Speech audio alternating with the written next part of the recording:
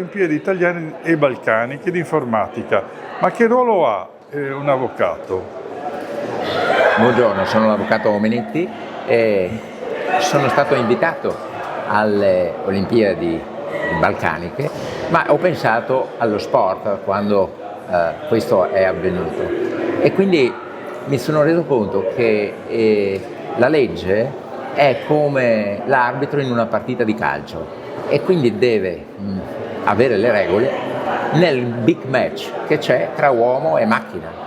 Qui assistiamo tutti i giorni a una competizione, però le competizioni devono avere delle regole e la linea del campo, tracciare la linea, il perimetro del campo, è quello che per l'informatica e per l'intelligenza artificiale in particolare, quando oggi se ne è parlato parecchio, deve fare il giurista, cioè mettere le regole del gioco.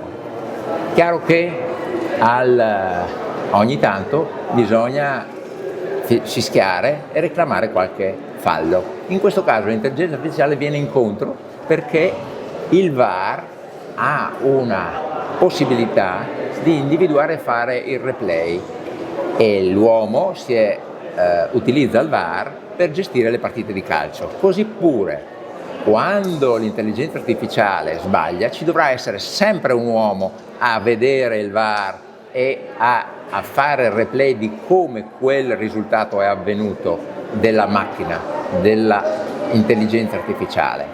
E quando la macchina, l'intelligenza artificiale, fa degli errori troppo grossi, allora il cartellino rosso lo deve prendere l'uomo, perché l'uomo deve avere sempre l'ultima decisione